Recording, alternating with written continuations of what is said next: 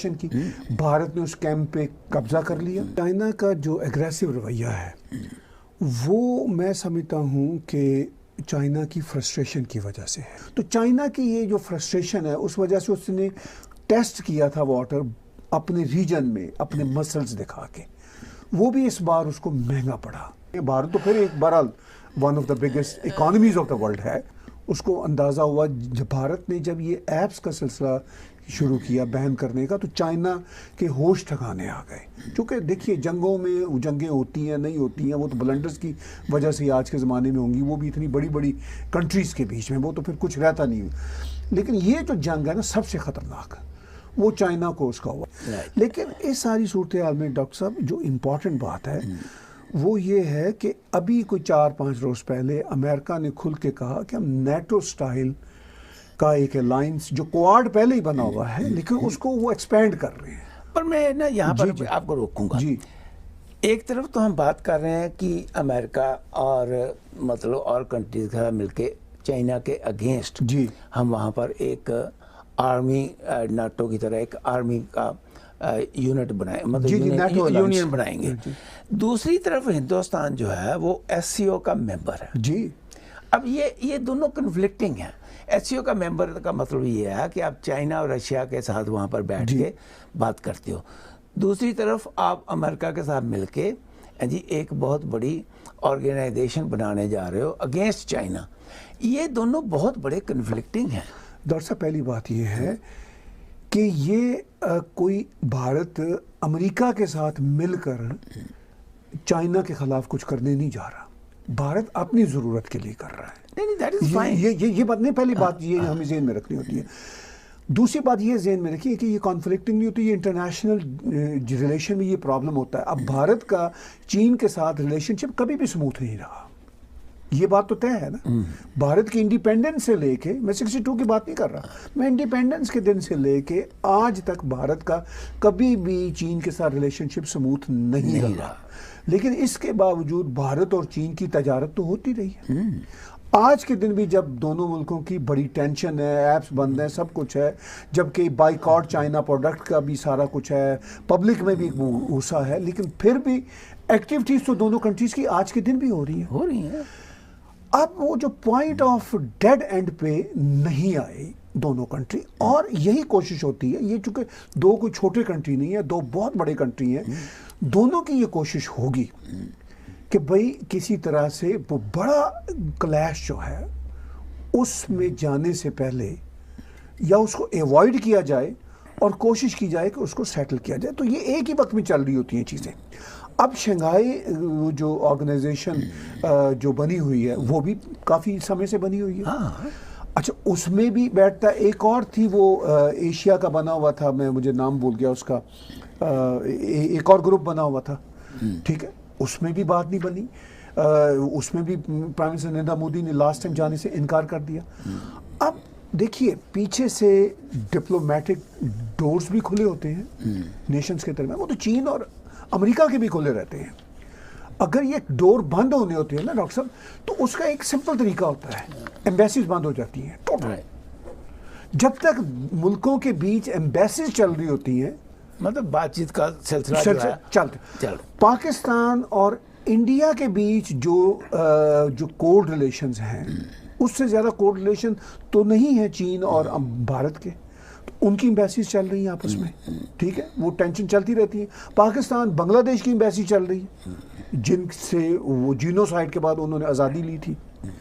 तो ये तो दुनिया में डॉक्टर साहब दोनों चीज़ें साथ साथ चल रही होती हैं कि आपके डिप्लोमेटिक रिलेशंस भी अच्छे बुरे तरीके से चल रहे होते हैं, लेकिन जो कॉन्फ्लिक्ट्स होते हैं वो कॉन्फ्लिक्ट्स भी अपने पेंडुलम के साथ चल रही होती हैं। अगर छोटे लेवल के हैं तो वो छोटे लेवल पे हैं। अब चूंकि भारत और चीन के बीच में कॉन्फ्लिक्ट्स बहुत बढ़ गए हैं, अभी इसी हफ्ते के शुरू में हमें इंफॉर्मेशन आई कि उन्होंने, चीन ने फिर कोशिश की एग्रेशन की, भारत ने उस कैंप पे कब्जा कर लिया, चीन ने उस पे बड़े सख्त बयानात दिए। उन्होंने चीन के एम्बेसडर ने दिल्ली में यहाँ तक कहा कि बड़े शदीद कॉन्सिक्वेंसेस होंगे, मतलब इस हद तक लैंग्वेज गई।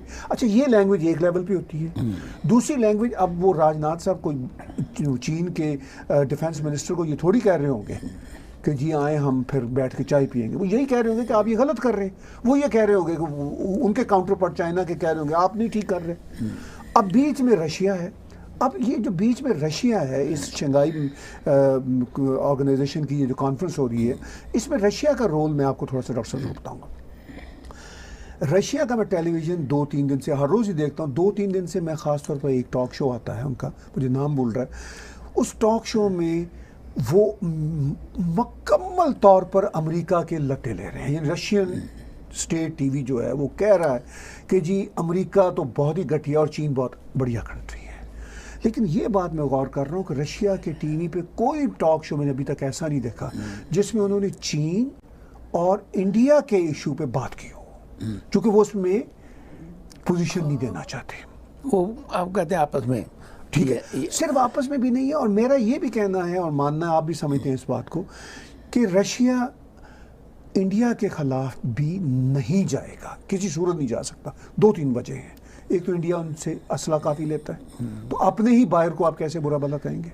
दूसरा, पुराने रिलेशनशिप बहुत हैं, भारत के रशिया के पुराने रिलेशनशिप बहुत हैं और वो अच्छे हैं। तो इसलिए अब रशिया का ये रोल सामने आ रहा है मीडिया में कि रशिया कोशिश कर रहा है कि किसी तरह से चाइना और भारत में वो जो हीट है वो कम हो। डिपार्टमेंट ऑफ डिफेंस यूएस ने जी एक रिपोर्ट पेश किया यूएस कांग्रेस को। या उस रिपोर्ट में उन्होंने बड़ा क्लियरली कहा है चाइना के बारे में।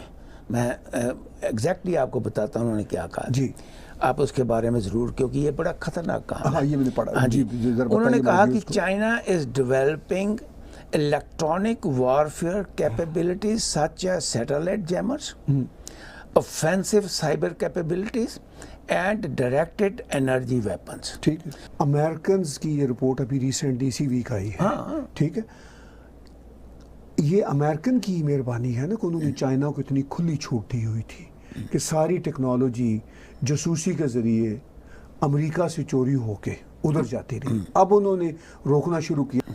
अब जो मसाइल भारत पे आन पड़े हैं वो चाइना पर भी आन पड़े हैं, जो इकोनॉमिक हिट्स के हैं वो अपनी जगह मसला है। लेकिन देखिए बहुत सारी जगहों पे डॉक्टर साहब ये जंगें जो होती हैं वो चलती हैं। अभी तो ये सारा जो कंसर्न शो किया है आपने जो पढ़ा, ये आइंदा 15 से 30 साल में डेवलप होना है।